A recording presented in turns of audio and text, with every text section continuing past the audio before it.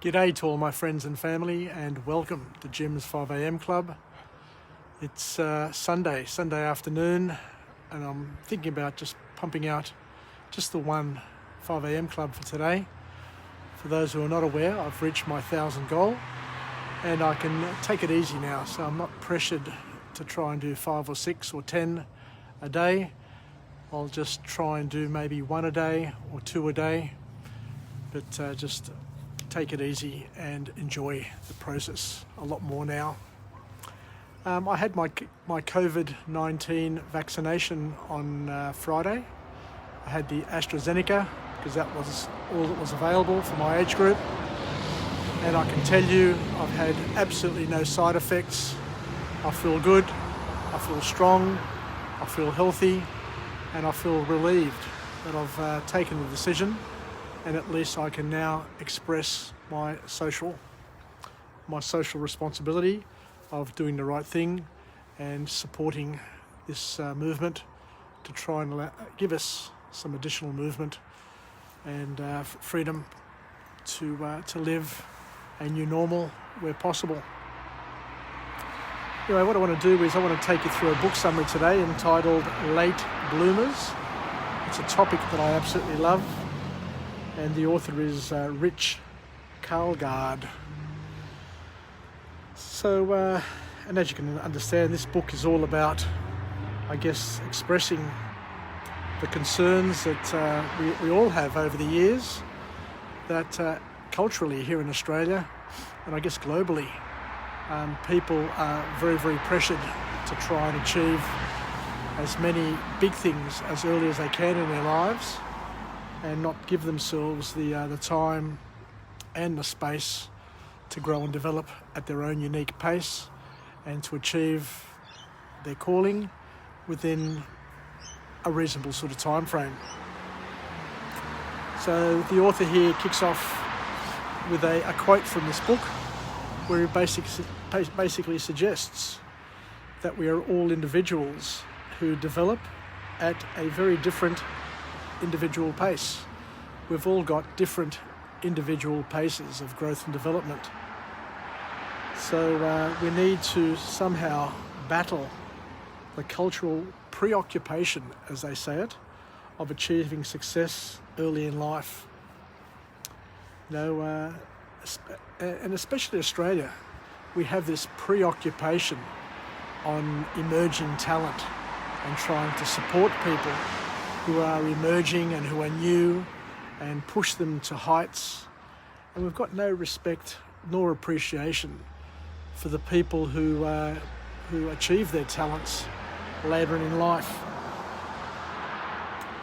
But this preoccupation, according to the author, and it's something that I tend to agree with, is quite damaging in that it affects young people's minds by putting pressure on people from a very, very young age to do well at school, to be top of the class, to do their homework, to do athletics, to do dancing, to do swimming, to do all of these things. What we're actually doing is we're putting a lot of pressure on a mind, on a brain, which is not fully developed. And I'm not saying it happens to everyone or every child, but there are some children who can't handle the pressure that is placed upon them by their parents, their peers, and society in general. And it leads for problems. It leads to big problems later on. Because the author here then goes on to say that we need to learn to be patient, to be very, very patient with ourselves, as tremendous success can come at a very short time for those who have matured, have laid a strong foundation and deep root systems. And we've seen it all the time, from those early days when we were at school, there were always the kids who were the top of the class, top of the school, best at all sports. But you look back, 20, 30, 50 years later, and next year I get to celebrate my 45th anniversary of leaving school. And I look back now and, I'm not ashamed of the things that I've achieved, and other people have achieved some wonderful things in their lives, and everybody gets the chance to have their turn to do the things that they enjoy and to be the people who they want to be. So this thirst for, this thirst to sprint and be the first as early as you can, I guess probably is good for the parents, makes them feel good, allows them to beat their chest and show off to their friends and to their families. But realistically, for the children, it's not always the best outcome. Because the first formal point to come out of this book from this author is that young people are suffering.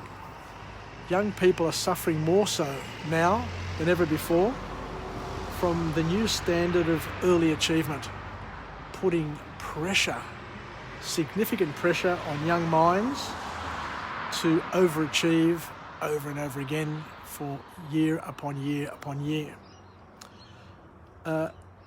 Early achievement is an unrealistic and unhealthy ideal, and it is a dangerous message that we're pushing towards the young people in our families and our societies, is what the author is echoing. Because at the end of the day, you're not a failure. None of us are failures. The only time you can look back at a person and point the finger at them is maybe at the end of their lives, when they've had a true opportunity to live the full spectrum of their years and their opportunities. And then, and only then, you could probably look back and say, well, you could have done better, or you could have done this and you could have done that. But to put pressure on young people from an early age is in itself a problem waiting to happen, according to the author. Because surprise, surprise, depression is now the number one illness amongst young adolescents, with suicide rates continuing to rise here in Australia. How can you have young adolescents suffering depression and even contemplating suicide in Australia, the lucky country?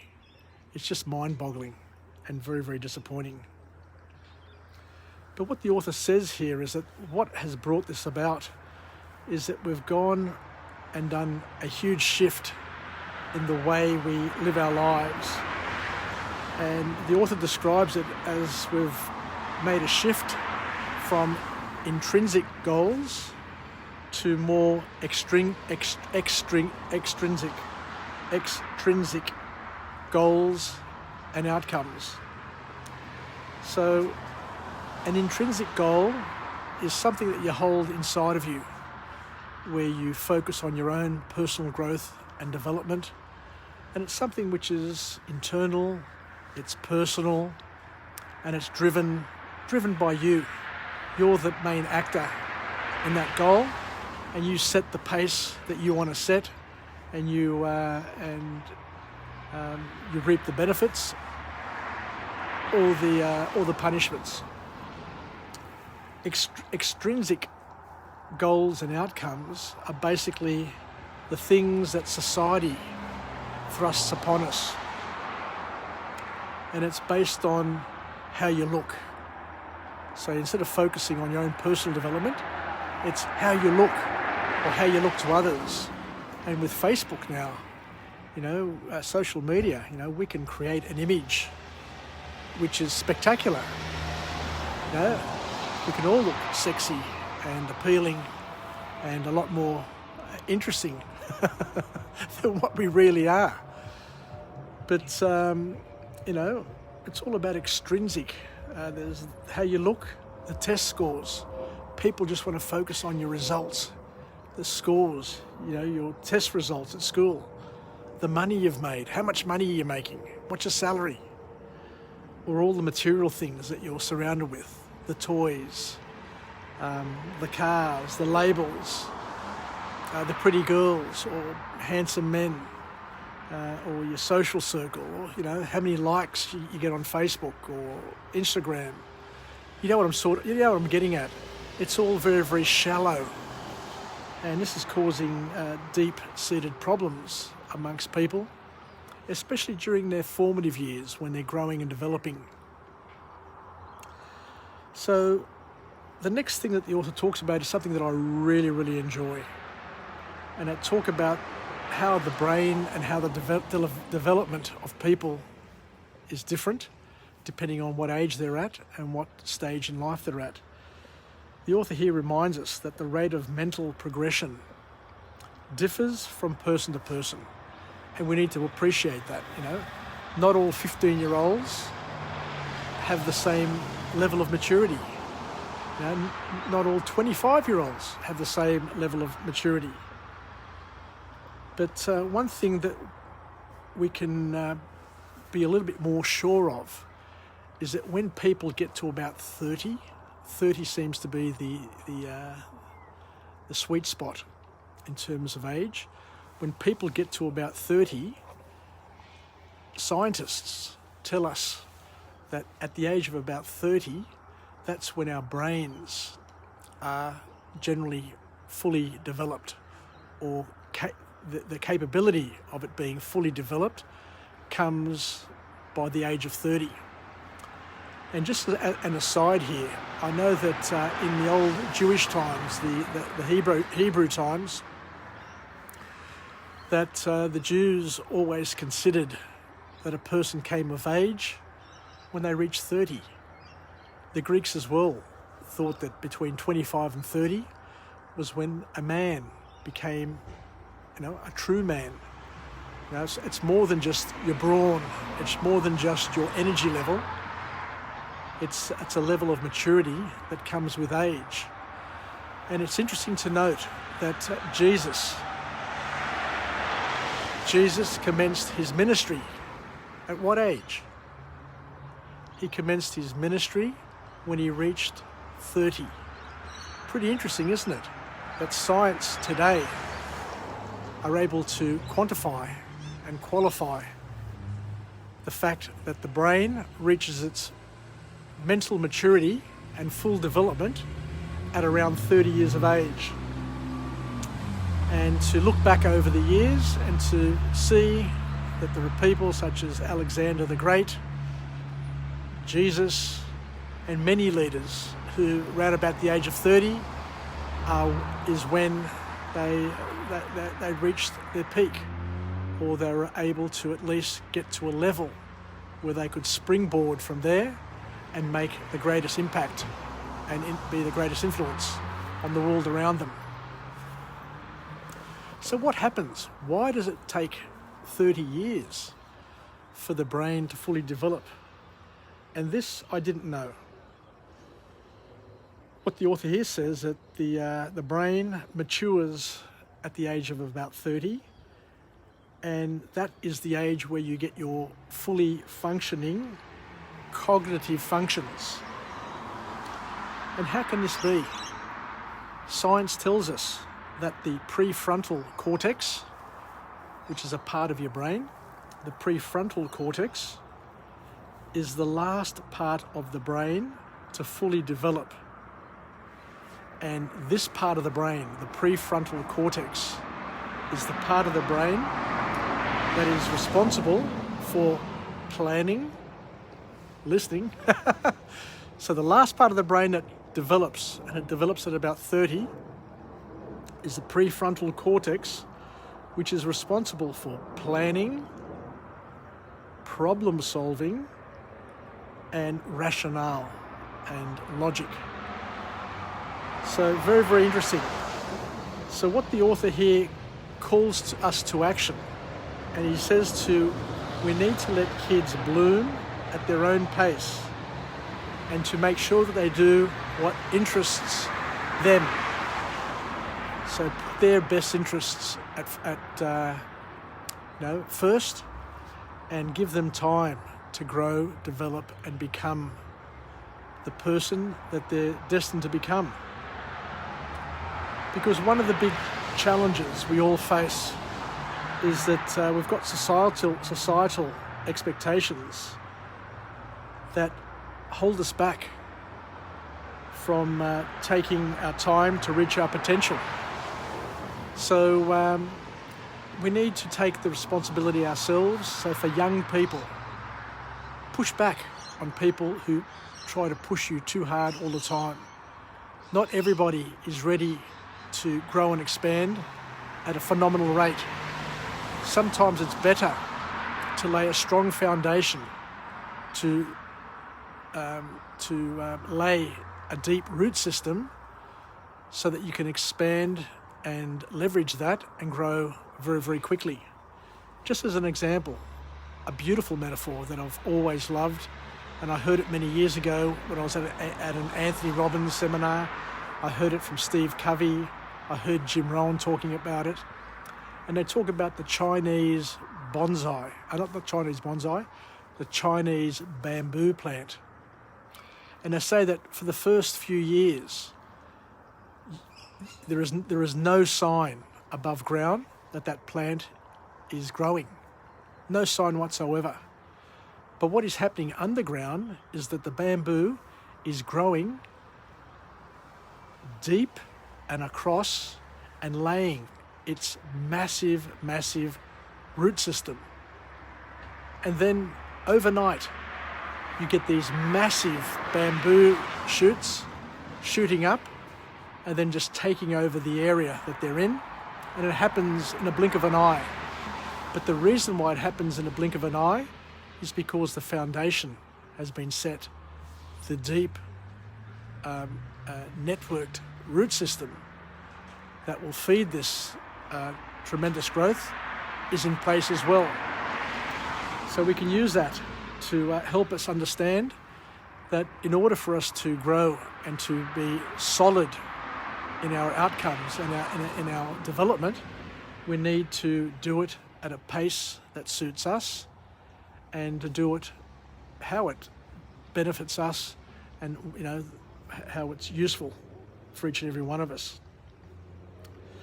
Because what the author reminds us of is that societal pressure, parental pressure, peer pressure, the peer pressure to, get a boyfriend early or to get a girlfriend early, to have sex early, to get drunk early, to try drugs early, to do all of these things early. What they can actually do is that they, it just makes common sense. They can lead you down the wrong path. You may get mixed up with the wrong crowd. You may, go out with the wrong girl. You may fall in love with the wrong person. And then you need to live with the consequences of that action, that early action where you were pushed too early before you had matured enough to know who you are yourself and what you want. And you then have to try and deal with it for the rest of your life. So as the author says here, that the pressure, the peer pressure, the societal pressure to act quickly and to act early can lead you down the wrong path. So the other point that the author makes is we need to also examine ourselves as we get older. And if you're getting to an age where you're not feeling as if you've bloomed, or if you're not happy, or you're not achieving the things that you want to achieve, one of the things that the author talks about here is to examine the cultural influences that you may have been brought up with, and the cultural, the traditions, the people who you hang out with, and examine all of those, because a lot of those things could be applying pressure on you to not act in a way which will allow you to do and be who you want to be. But the bottom line from this author is that we all, each and every one of us, need to choose our path and to be who we're destined to be. And it's not up to our parents, it's not up to our brothers, our sisters, our uncles, our aunts, our teachers, our school friends, the career advisor, your boss, and every Tom, Dick and Harry that comes through your life. It's up to you to set your pace, to identify your values, to map out your goals and your plan, and to align them to your values, and to take bold action, but to take bold, consistent action when you are ready. Not when everybody else wants you to, but when you are ready. And generally, we need to get to an age where we're emotionally and mentally mature, which comes with time for most people. And generally, for most of us, it's about 30 years of age. And to make the most of it when we get to the point where we've laid the foundations and we're ready to start reaping the rewards of our actions. Anyway, thank you very much for joining me on this episode of Jim's 5am Club. The pressure's off. I've reached my 1,000 vlogs in English, so I'll take it easy now, as I said, and I appreciate any feedback that you may have. And we've just been through another book summary entitled Latebloomers by Karlgaard, and I hope you've learnt something out of it and you can incorporate it and use it in your own life or your children's life, or to live, learn and pass it on to somebody else. So yassas, take care from Jim's 5am Club on this cold day. Take care, get the leme. Bye for now.